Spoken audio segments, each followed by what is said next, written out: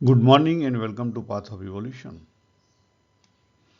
આપણે સ્ક્રીન ઉપર જોઈએ છીએ છઠ્ઠો અને સાતમો શ્લોક, પાંચમા અધ્યાયનો છઠ્ઠો શ્લોક, જેમાં ભગવાને વાત કરી કે ક્વોલિફાઈડ કેવી રીતે થઈ શકાય. ભગવાનના માર્ગે ક્વોલિફાઈડ કેવી રીતે થઈ શકાય. બરાબર. આપણે કેવા છીએ અત્યારે, જો ભગવાને ચોખ્ખું લખ્યું છે અયોગત, આપણે કેવા છીએ અયોગ્ય છીએ, યોગ કરવા માટે ક્વોલિફાઈડ નથી, અને અયોગ્ય છીએ એટલા માટે આપણને શની પ્રાપ્તિ છે, દુઃખની પ્રાપ્તિ છે.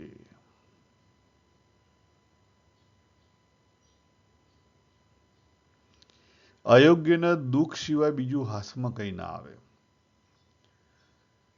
અને યોગ્ય થાય તો એને સુખનો અનુભવ થાય.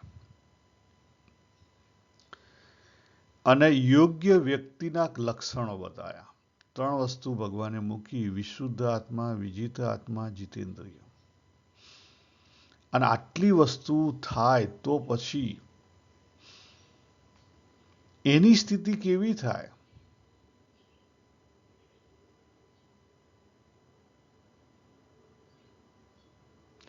भूत मात्र में स्थित आत्मा के साथ एकत्व, सर्व भूतात्मा भूत आत्मा.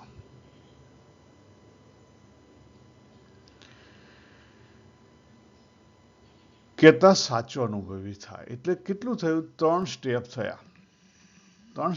ને એક સંસાર થયો અયોગ્ય, જેની અંદર આપણે છીએ અયોગ્ય. બીજું યોગ્ય, અને ત્રીજું યોગ્ય થયા પછીનો જે અનુભવ છે. હવે શરૂઆત કરીએ આપણે. પ્રશ્ન એ થાય કે આપણી જે કઈ દોડ છે, પછી એ સંસારની દોડ હોય કે ધર્મની દોડ હોય, પણ જો તમે જુઓ તો એની અંદર કામના જ રહેલી છે ને. યસ, જો તમે સકામ ભક્તિ કરતા હો તો એની અંદર કામના રહેલી છે, પણ સકામ ભક્તિ એ સાચી ભક્તિ નથી. ફરી બોલું, સકામ ભક્તિ એ સાચી ભક્તિ નથી. એમાં આપણે કેવા છીએ? અયોગ્ય છીએ, યોગ્ય થયા નથી. ત્રણ વસ્તુ અગત્યની છે ક્વોલિફાઈડ થવા માટે. પહેલી વસ્તુ શું કીધી? ઇન્દ્રિયો.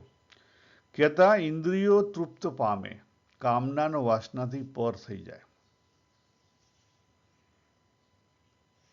બીજી કીધું વિશુદ્ધ આત્મા, અંતઃકરણ શુદ્ધ પવિત્ર થાય. અને ત્રીજું કીધું વિજિત આત્મા, જીવન, દેહ, વર્તન, જીવ કેવો થઈ જાય? શાંત, તૃપ્ત થઈ જાય. અને દેહ વર્તન કેવું થાય? સરળ થાય. હવે આને આપણે ત્રણ ભાગમાં વહેંચી લઈએ. પ્રશ્ન એ છે કે સંસાર છે ત્યાં દુઃખ સિવાય બીજું કઈ હાથમાં નહીં આવે.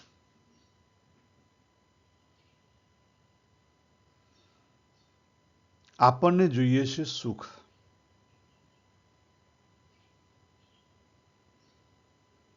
દુઃખથી પર થો તો સુખનો અનુભવ થાય,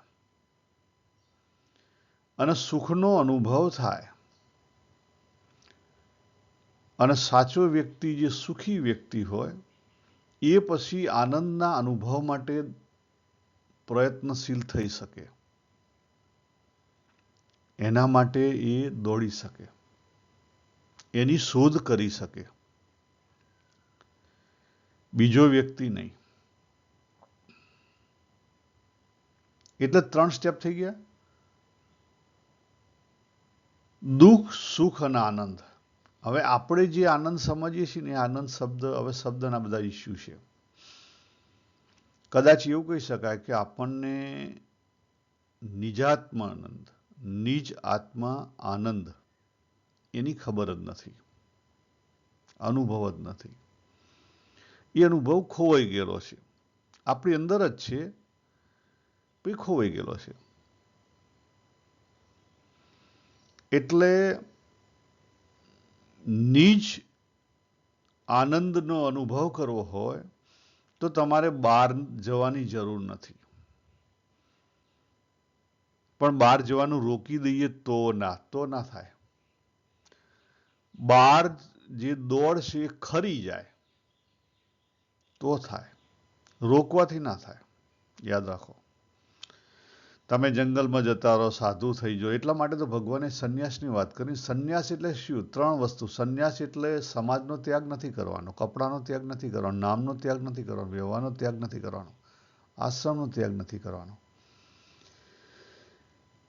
ચાહ, કામના અથવા કર્મફળ એનો ત્યાગ કરવાનો છે, મમતા, રાગ, દ્વેષનો ત્યાગ કરવાનો છે, અહંતા, કર્તૃત્વનો ત્યાગ કરવાનો છે. બસ આટલી વસ્તુ કરવાની છે. પણ આટલી વસ્તુ થાય કેવી રીતે? જાતે ના થાય ત્યાં સુધી મુશ્કેલી. તમે કોઈના કહેવાથી કરી ના શકો, તમે મારા કહેવાથી પણ ના કરી શકો, કે તમારા ગુરુના કહેવાથી પણ ના કરી શકો. આજે સ્વધર્મ લખેલું છે ને આપણે, વોટ ઇઝ મીન્સ સ્વધર્મ? સ્વધર્મ ઉદય ક્યારે થાય? સ્વધર્મ બહારની ચાહ છે ને ખરી જાય ત્યારે ઉદય થાય. સ્વધર્મ ઉદય ક્યારે થાય? બહારની જે ચાહ આપણને છે એ ખરી જાય, બહારનો જે મોહ છે ખરી જાય. ખરી જાય, શબ્દ યાદ રાખજો, ખરી જાય. તમે કંટ્રોલ ના કરો, ખરી જાય. એટલે પ્રશ્ન એ થાય કે જે આપણે શરણાગતિની વાત કરીએ છીએ, એ શરણાગતિ આવે કેવી રીતે? ડિવોશન આવે કેવી રીતે? ડિવોશન આવે નહીં. ડિવોશન ઉદય થાય, શરણાગતિ અંદરથી ઉદય થાય, ભક્તિ અંદરથી ઉદય થાય. એના માટે બહારથી કંઈ કરવાની જરૂર નથી, અંદરથી ઉદય થાય. એટલે એના માટે દોડ કરવાની જરૂર નથી. પૂર્ણતા, કમ્પ્લીટનેસ આવે ક્યાંથી? અંદરથી ઊભી થાય. બહારથી તો કદાપી આપણે પૂર્ણ નથી. જો સંસારના દ્રષ્ટિકોણથી જુઓ, હું મારી દ્રષ્ટિથી સંસારના દ્રષ્ટિકોણથી જોઉં તો હું શરીરથી અધૂરો છું. કેટલાય રોગ છે, દુઃખ છે. બીજી રીતે જોઈએ તો જોબ પ્લેસ ઉપર જે જોબ કરીએ છીએ, મારા કેટલા બોસ છે, મારા પતિ વધારે પગારવાળા છે. મકાનથી જોઈએ તો મારા કરતાં કેટલા લોકોના મોટા મોટા મકાનો છે. પછી બીજા બધા કપડાં લત્તા, ગાડી, મારા કરતાં બીજા બધા વધારે આગળ છે. દેખાવ જોઈએ તો દેખાવથી ઘણા બધા આગળ છે. You name it. સંસારના દ્રષ્ટિકોણથી જોઈએ તો અપૂર્ણતા સિવાય કંઈ નથી. તો પૂર્ણતા આવે કેવી રીતે? આપણે એવું માનીએ કે ઓહો હું જે ભગવાનની ભક્તિ કરું છું, ભગવાન મળે એટલે પૂર્ણ થઈ જાય. ના, એમ પૂર્ણ ના થાય. કારણ કે એ તો અંદર, તો મનની અંદર બીજું કંઈક લેવાની આશાઓ છે. એમ પૂર્ણતા આવે નહીં. એ તો મનની માનેલી પૂર્ણતા છે ને, મનની માનેલી પૂર્ણતા કદી ટકે નહીં. નો, નેવર.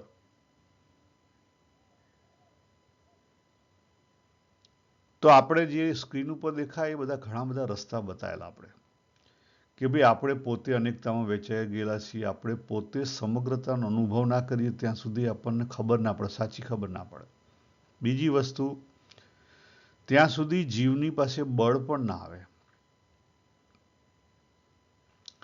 અને એના માટે આપણે આપણી પર્સનાલિટી છે એને ઓળખી, રસ સૂચીને અંગ મુજબ જો સંસારની પ્રવૃત્તિ કરીએ તો આપણને એની અંદર રસ રહે, સંતોષ રહે. ધીરે ધીરે એમાંથી શું મળે? સંતોષ મળે. અને આપણો જે સ્વભાવ છે એ મુજબ વર્તીએ તો ધીરે ધીરે સંતોષ મળે. ને સ્વભાવની અંદર જે કામ, ક્રોધ, લોભ, મોહ, મદ, મત્સર, ઈર્ષા છે, અધૂરપ છે, આપણા સ્વભાવની જે અધૂરપ છે ને એ ટળે. અને સ્વભાવની અધૂરપ ટળે. જો સ્વભાવની અધૂરપ ટાળવા માટે કર્તવ્ય છે. કર્તવ્ય શેના માટે છે? આપણા સ્વભાવની જે અતૃપ્ત વાસનાઓ છે, અધૂરપ છે, એના ટાળવા માટે છે. અને જ્યારે કર્તવ્ય કરતા કરતા કરતા સ્વભાવની અંદર રહેલી અધૂરપ ટળી જાય ત્યારે પછી આપણો સ્વધર્મ ઉદય થાય ત્યાં અંદર. એટલે સમજી લો કે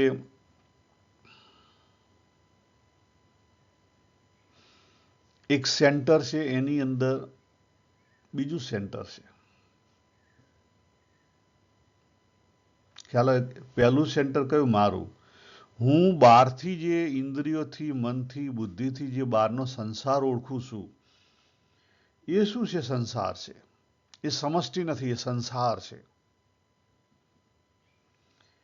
એ સંસારમાં દુઃખ સિવાય કંઈ નથી, દોડ સિવાય કંઈ નથી. સુખની કામનાને લઈને જે દોડ થાય છે, અંતે શું મળે છે? દુઃખ મળે છે. ભગવાન બુદ્ધને યાદ કરો, એમને 4 વસ્તુ કીધી. આ વસ્તુ તમને ત્યાં મળશે, તમારે જાતે ચેક કરી લો. પરંતુ વ્યક્તિને જ્યારે સુખની કામનાઓને લઈને અંતે જે દુઃખ મળે છે, એ દુઃખ સમજાય કે હારું આમાં તો કંઈ હાથમાં નથી આવતું. ખ્યાલ? એ દુઃખ સમજાય અને એ જે બહાર જતી કામનાઓ છે, હજી તો કામનાઓ જ છે, કારણ કે ગતિ છે. એ ગતિ બહાર જઈ રહી છે, એને અંદરની સાઈડમાં આવે. એટલે આપણે જોયું હતું, કામનાથી શું થઈ જાય? પ્રેમ થઈ જાય. કામનામાં ટળી જાય કામનાનો ભાગ. અહીંયા કામનાઓ છે બધી. જ્યાં ઊભા છો ત્યાંથી ક્યાં થઈ જાય? અંદર વળે. અંદર વળે તો શું આવે? પ્રેમ સમજાય. સંસારની દોડ ખરી જાય. લોકો આનો પણ અવરો અર્થ લે છે. આળસુ એ સંસારની દોડ ખરી ગઈ નથી. સંસારના બધા જ કર્તવ્ય કરે, કારણ કે હજી અહીંયા કર્તવ્ય ચાલુ છે તમારું. હજી કર્તવ્ય કદી તમારું પૂરું નહીં થાય. કર્તવ્ય છે, પણ શું મટી ગયું? દોડ મટી ગઈ. જીવન મુક્ત થઈ જાય તો એ એની કોઈ ઘરની જવાબદારી છોડી દે? ના છોડે. એ લાકડા કાપતો હોય તો લાકડા કાપે જ. આપણે ત્યાં ઘણા સંત મહાત્માઓ સમજાવે છે કે કઠિયારો હોય ને જીવન મુક્ત થાય તો કઠિયારાનો ધંધો બંધ કરી દે? ના. કબીરજી એમનો ધંધો બંધ કરી દે? ના. એ તો ચાલુ જ રાખવો પડે. એ ચાલુ રહે, એમાં કંઈ ખોટું નથી. પણ જે ચાહ હતી, એમાંથી કંઈ સુખ મેળવવાની ચાહ હતી, એ ખરી ગઈ. અને એકવાર સુખ મેળવવાની ચાહ ખરી જાય એટલે પછી સુખનો અનુભવ થાય. ત્યાં સુધી સુખનો અનુભવ ના થાય. એટલે જો 3 સ્ટેપ થઈ ગયા. સંસાર એટલે દુઃખ, સ્વયં એટલે સુખ. પણ સુખ એ પણ કેવું છે? દુઃખનું ઓપોઝિટ છે. એ પણ અંદર જીવનું સુખ અનુભવાય. જ્યારે અંદર જાય, અંદર વૃત્તિ વળે તો શું થાય? આપણે જે વાત કરી હાર્મોનાઇઝ થાય. જો અહીંયા લખેલું આપણે, તમને જેમાં રસ હોય, એવું કંઈ જરૂરી નથી કે તમને રૂપિયામાં રસ ના હોય, તમને મકાનોમાં રસ ના હોય. ચેક કરો, પણ સાચો રસ છે કે બહારનો ઉઠેલો રસ છે? ઘણા બહારથી ઊભો કરે છે, મને તો આ સ્પોર્ટ્સમાં બહુ રસ છે. નવું ઊભું કરે, કારણ કે મનને કંઈક કરવા જોઈએ. આખી જિંદગી બુકો ના વાંચી, કે મને બુકો વાંચવી છે. ખ્યાલ? એટલે ઊભું કરે. ઊભું કરેલામાંથી કંઈ તમને હાથમાં નહીં આવે. તમને કંઈ હાથમાં આવશે નહીં. ખાલી મનને શું થશે? સંતોષ થશે થોડો સમય. એ પણ કેવો? થોડોક. સુખની ઈચ્છા સંતોષાશે થોડી ઘણી. સુખ નહીં મળે, સુખની ઈચ્છા સંતોષાશે. જો શબ્દ ઉપર ધ્યાન રાખો. ખરેખર સુખ નહીં મળે. હું તમને પછી વાત કરું. આપણે જે રસ રૂચિના અંગની વાત કરીએ છીએ, આ બધી પર્સનાલિટીની, એ વાત ઘણી બધી કરેલી છે. પણ અહીંયા બી થોડીક સાવરી લઈએ આપણે, થોડીક આવરી લઈએ. કહેવાનો શું છે કે તમને જેમાં રસ છે, આજે બાર તમે દોડ લગાવી છે ને બે બાજુ, એ બંને દોડ સંસારની દોડ છે. બંને દોડ સંસારની દોડ છે. તમારો દ્રષ્ટિકોણ રાગનો છે કે દ્વેષનો છે, પોઝિટિવ છે કે નેગેટિવ છે, ભોગ છે કે ત્યાગ છે, ગમે તે દોડ છે. પણ એ દોડ ક્યારની છે? સંસારની છે. અને સંસારની દોડમાંથી અંતે શું મળશે? દુઃખ મળશે, કશું નહીં મળે. અસંતોષ મળશે. દુઃખ કહેવું પણ ખોટું, અસંતોષ. કારણ કે દુઃખ કહીએ એટલે આપણે મોટા ભાગે શરીરની પીડાને દુઃખ સમજીએ છીએ. અસંતોષ. તો સંતોષ ક્યાં મળે? સંતોષ જ્યાં સુધી તમે જ્યાં ઊભા છો ત્યાંથી અંદર ના આવો, વચ્ચે ના આવો, ત્યાં સુધી સંતોષ ના મળે. અહીંયા આવી ગયા, બે બાજુની દોડ મૂકી દીધી, ત્યારે અંદર જાઓ ત્યારે સંતોષ મળે. હવે અહીંથી અંદર આયા એટલે સંતોષ તો ચાલુ થયો, પણ ખરેખર એ પરમાત્મા પ્રાપ્તિ છે? ના. હજી ત્રીજું સ્ટેપ બાકી છે. આ તો હજી આપણને સંતોષનો અનુભવ થયો, સુખનો અનુભવ થયો. હજી અહીંથી તમે બહાર નીકળો, પણ કેવી રીતે? ઉપર ચડો અને બહાર નીકળો. ક્યાં નીકળો? બહાર નીકળો. એટલે સમષ્ટિ દેખાય. સંસાર સમષ્ટિના રૂપે દેખાય. અને સમષ્ટિની અંદર એકાત્મ થઈ જાય. જે આપણે વાત કરી 7મા શ્લોકમાં, એક બધા ભૂતોની સાથે એકત્વ થઈ જાય. એકત્વનો અનુભવ કેવી રીતે થાય? પરમાત્મા દરેકની અંદર એક તત્વ રહેલું છે એની રીતે. તો તમારો ઉકેલ આવવાનો. એના માટે બે વસ્તુ અગત્યની છે. કઈ? જે આપણે જોઈતી કે વ્યવહારની સરળતાથી તમે ચાલુ કરો તો ધીરે ધીરે હૃદયની પવિત્રતા આવે. અને બે વસ્તુ આવી ને, પ્યોરિટી, સિમ્પ્લિસિટી આવી ને, તો તમે ઉપર હેડે સમજી લો. તો તમારી ગતિ પરમાત્મા તરફ ચાલુ થઈ ગઈ. એટલે પહેલું જોયું સંસાર, જ્યાં સુખની કામનાઓને લઈને દોડ છે અને અંતે શું મળે છે? અસંતોષ મળે છે. દુઃખ કેવું પણ બહુ વ્યાજબી નથી, અસંતોષ મળે. અને આ અસંતોષ ખરેખર સાચા અર્થમાં સમજાઈ જાય ને, એ દોડ જો ખરી જાય, પછી દોડ ખરે કેવી રીતે? એના માટેના બે રસ્તા છે. પહેલો રસ્તો જે ભગવાને બતાવ્યો કે રસ સૂચિના અંગ મુજબ તું સંસારની પ્રવૃત્તિ કર, તારું કર્તવ્ય બજાવ, તારા સ્વભાવમાં રહે જે કંઈ અધૂરપ છે પૂરી કર. અને અધૂરપ પૂરી થશે તો ધીરે ધીરે ધીરે અતૃપ્તિ કાયમી તૃપ્તિમાં ફેરવાશે, સંતોષ આવશે. જો અહીંયા લખેલું છે ને, આપણને આપણા બાળકો, છોકરા, સંસાર, એના માટે લોહીનું પાણી કરીએ જ છીએ. પણ એ પ્રેમ કેવો છે? વાસનાયુક્ત પ્રેમ છે. એ વાસનાયુક્ત પ્રેમમાંથી વાસના કાઢી નાખો, પ્રેમને રવા દો.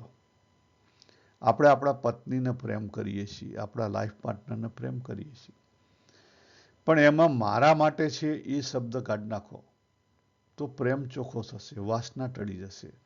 અને એકવાર પ્રેમ ચોખ્ખો થશે તો પછી એ પ્રેમ પરમ પ્રેમ તરફ જશે. તો શું થશે? જો મેં લખ્યું અહીંયા, આપણી અંદર રહેલી જે ક્રિએટિવ એનર્જી છે ને, અધૂરી ક્રિએટિવ એનર્જી, એ કેવી થશે?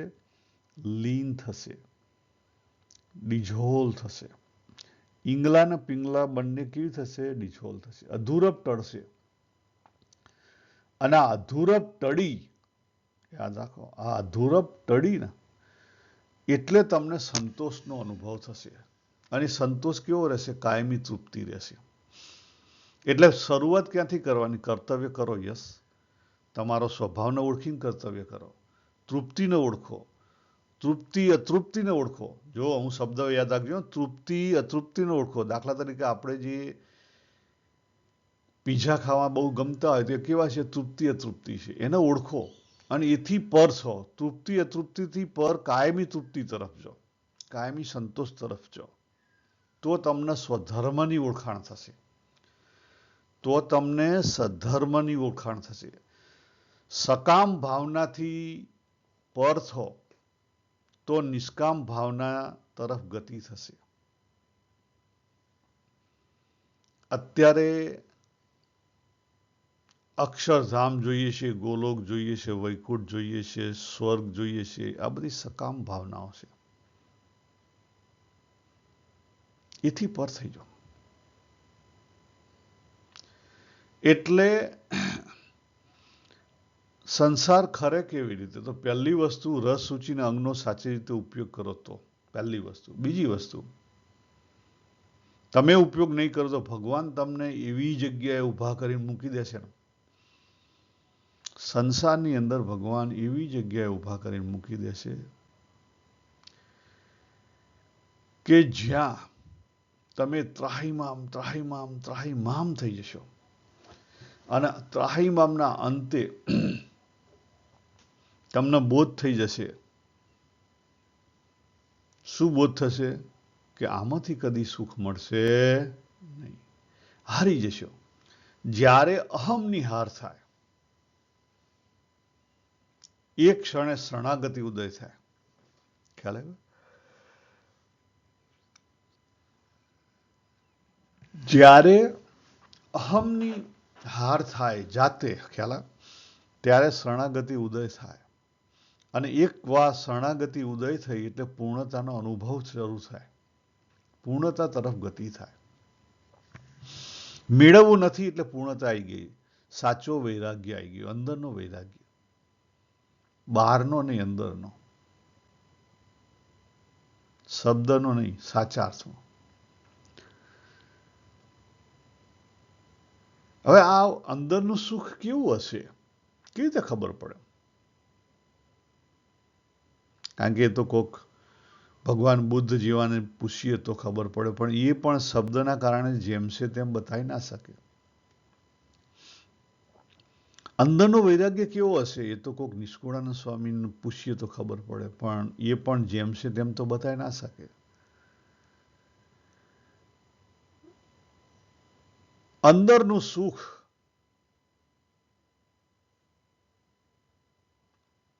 અને અંદરનો વૈરાગ્ય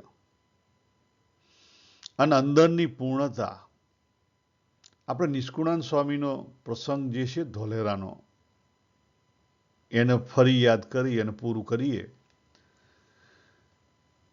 સ્વામીની ઉંમર થઈ ગયેલી, ધોલેરા ખારા પાટની અંદર લીમડા કોઈક ઝાડની નીચે બેઠા હતા અને મંદિરમાં ધૂન ચાલતી હતી. સ્વામી પોતે શરીરે અશક્ત થઈ ગયેલા હતા અને ગરમી બહુ જે નીકળેલી, ફોલ્લા પડી ગયેલા શરીરે, બહુ જે પીડા થતી હતી, દેહની પીડા ઘણી હતી. સ્વામી શાંત બેઠા હતા. ત્યાં છોકરો બહાર નીકળ્યો. એના સ્વામીએ પૂછ્યું કે અંદર શું ચાલે છે? એટલે કે આ ધૂન થાય છે, પણ શા માટે થાય છે? કોના કારણે થાય છે? કંઈ થયું છે? તો કે સ્વામી, તમને શરીરે ઘણું દુઃખ છે, તો વિચાર્યું કે ધૂન કરીએ, મહારાજને પ્રાર્થના કરીએ કે તમારું દુઃખ દૂર થાય. દુઃખ દૂર થાય, સકામ ભાવ. સ્વામીએ એને કીધું કે જો તમે સાચા અર્થમાં મને મદદરૂપ થવા માંગતા હોય તો અંદર જઈને કહે કે ભગવાનને કંઈ ખબર નથી કે તમે પ્રાર્થના કરવા નીકળ્યા છો.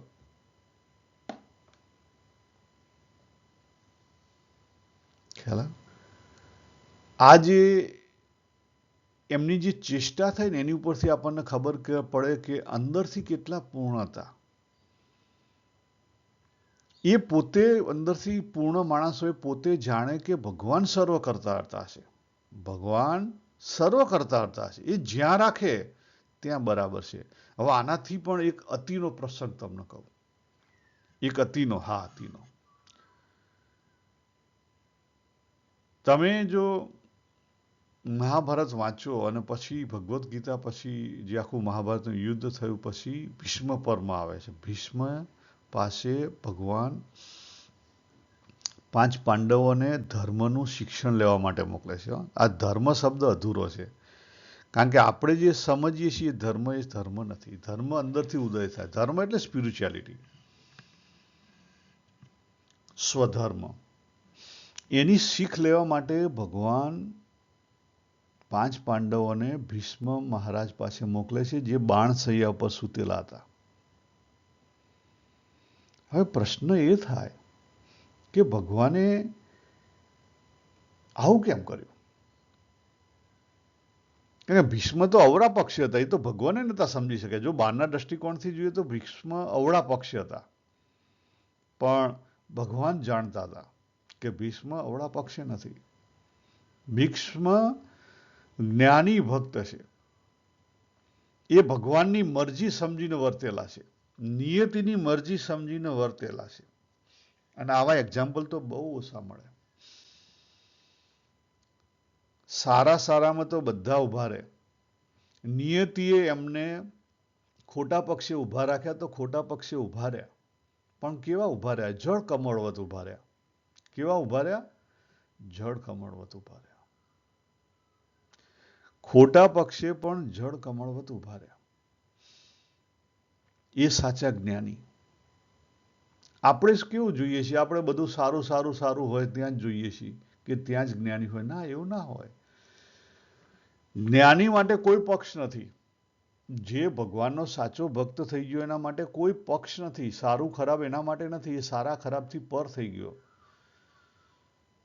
સુખ દુઃખથી પર થઈ ગયો. સારા આજે લોકનું છે ને સદાચાર, સારું ખરાબ, મિથ્યાચાર તો હોય નહીં, પણ સદાચારથી પર થઈ ગયો. લાગે તમને ઘણી વાર, આપણને લાગે, જો સામાન્ય દ્રષ્ટિથી જોઈએ તો ભીષ્મ પિતામાં ખોટા પક્ષે લાગે 100%.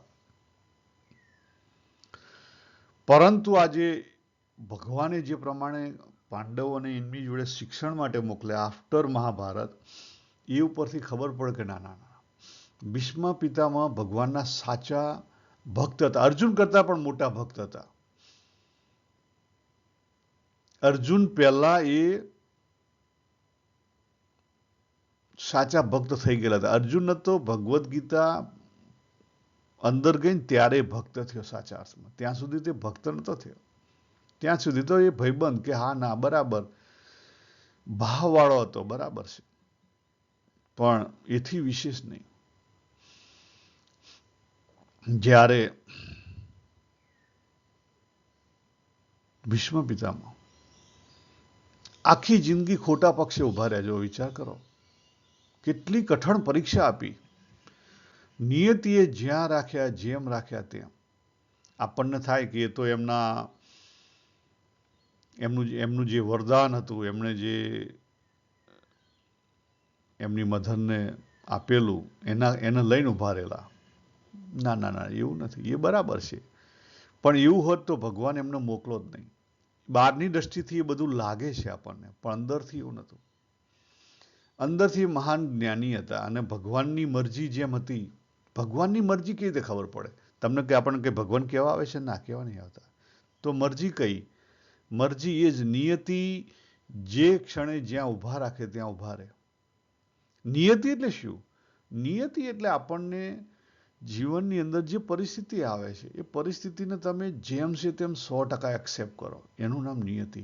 7મા અધ્યાયના છેલ્લા 2 શ્લોક જો સમજી લેવામાં આવે તો પણ આપણને ખબર પડી જાય. તમે શરૂઆત કરો. આ બે રસ્તા મેં તમને કહ્યા ને, એ 2 રસ્તા પણ તમે મૂકી દો એક બાજુ, કે રસ રુચિના અંગ મુજબ ને સંસારની કામનાઓથી અસફળતા થાય. બરાબર, આ 2 રસ્તા પણ મૂકી દો તમે. તમને ત્રીજો રસ્તો જોતો તો આ રહ્યો. કોઈ પણ વસ્તુ જીવનની અંદર તમારી અંદર બને અને તમે 100% સ્વીકારી લો કે જેવી ભગવાનની મરજી, અને પછી તમારું કર્તવ્ય જે છે, વર્તમાનનું કર્તવ્ય, એ બજાવો. અને એ વર્તમાનનું કર્તવ્ય પણ કેવું? કોઈ પક્ષ વિગર, કોઈ પણ આશા વિના બજાવો તો જુઓ તમને ફળ મળશે. અંદરથી પૂર્ણતા આવવા માંડશે, અંદરથી અધૂરપ ટળી જશે. આ ખરેખર બહુ સરસ ઉપાય છે. તમે જાતે ચેક કરો. નહીં તો શું થશે ખબર? નહીં તો આખી જિંદગી હિંતાન દિનતા રહી જાય. હિંતાન દિનતા રહી જાય ને પછી માણસ છે ને મોટી ઉંમરમાં પછી એ ગળગળો થઈ જાય અને એને યાદ આવે, પણ એ વખતે એની પાસે કોઈ ઉકેલ ના હોય. અને જ્યાં સુધી હિંતાન દિનતામાં માણસ ફસાયેલો છે ને કદાપી બહાર ના નીકળી ગયો. તો આની ઉપર ફોકસ કરજો. જો મેં તમને 3 રસ્તા બતાવ્યા. આપણે અહીંયા પૂરું કરીએ. સર્વેને જય શ્રી કૃષ્ણ. હરિઓમ તત્સત. હરિઓમ.